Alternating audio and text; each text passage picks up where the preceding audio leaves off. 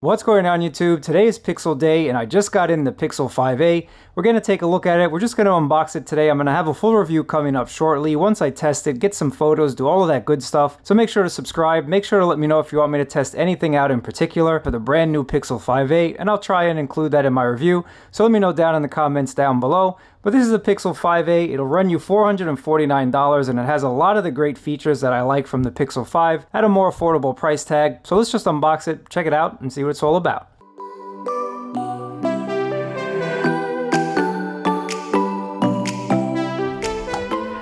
So this is the Pixel 5a, and I'm liking it. This is called Mostly Black, so it's a different color from what we've had in the past. There's your little SIM ejection tool right in there, and we do get a nice power adapter as well as a cable and a USB-C to USB-A adapter. Thank you Google for still giving us cables. Thank you Google for still giving us a power wart. That should just be included with every single phone. That's just my opinion. You guys let me know what you think about that down in the comments below. But this is it. This is the beautiful brand new Pixel 5a here, guys. Now there's just a couple facts that I want to tell you while I'm booting this up. Number one is you get those same great cameras that you have on the Pixel 5 that are tried and true. You get that 12 megapixel wide lens, and you also have a 16 megapixel ultra wide.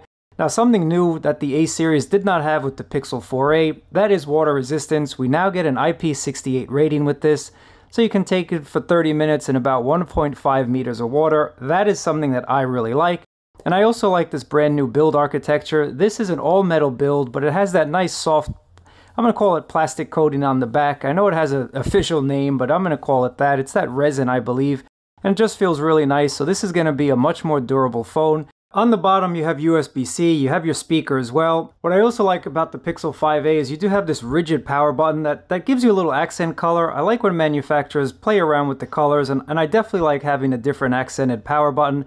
And the ridges are going to make it super easy to go ahead and figure out which is a power button and which is the volume rocker when you pull this out of your pocket. And speaking of the volume rocker, the headphone jack is still here. They never got rid of that, and that's what being a mid-range flagship device means these days, I guess. Means that you do get that 3.5mm jack, and of course you have the rear-mounted fingerprint scanner, which I really believe is the best place for a fingerprint scanner, and I've had no problems with it on my Pixel 5. No issues with this fingerprint scanner whatsoever. And under the hood, you have that 765G processor, 6GB of RAM, and 128GB of storage. More than enough for most people, at least in my opinion. I think 128 is a good starter. Other things you might notice is we do have a much larger screen than what's on the Pixel 5. You can see the screen size is definitely a lot larger on the 5a, and the screen size to be exact is 6.34 inches. It's an OLED Full HD Plus screen, 2400 by 1080 for those pixel counters, and it's a 60 Hz refresh rate.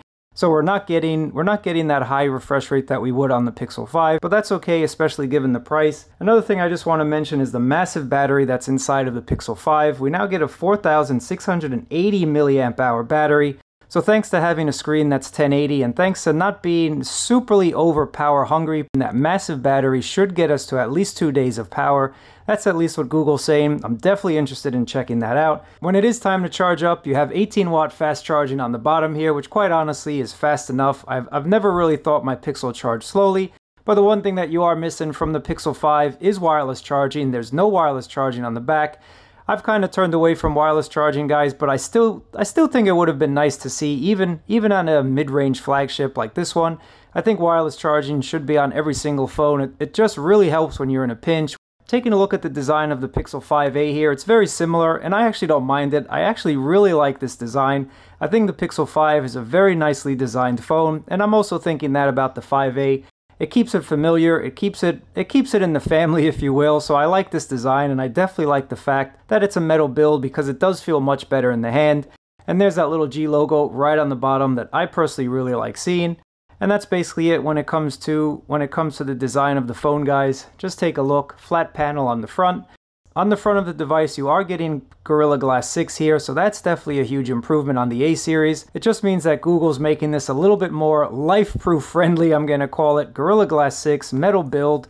Definitely makes this phone a lot more durable than previous A series devices. Now the screen on the Pixel 5a again looks really nice. I think you're gonna be very happy with the color reproduction on the screen. Now one reason that I always recommend Pixel phones, number one, you're getting 3 years of updates, 3 years of software updates.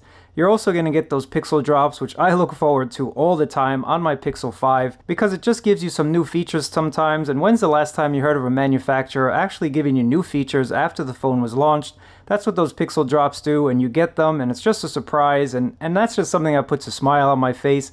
Not to mention updates, not to mention Android 12 beta, if you guys still want to test it out, which is what I have over here on my Pixel 5a. I've been using it as my daily driver, and I'm super happy with it. So you can go ahead and put that Android 12 beta on here. You're going to get those pixel drops, you're going to get those updates, and it's just a very polished experience in my opinion. If you want a phone that's going to work, if you want a phone that's tried and true, if you want a camera system that really takes the best photos that I've ever taken on a smartphone, the Pixels are the way to go. I'm definitely really excited to test this out for the next couple of days and weeks and months, and who knows, it might even replace my Pixel 5s because this bigger screen definitely is a welcomed addition, definitely something that I kind of miss on my Pixel 5 to be honest with you, but I also do like that smaller form factor.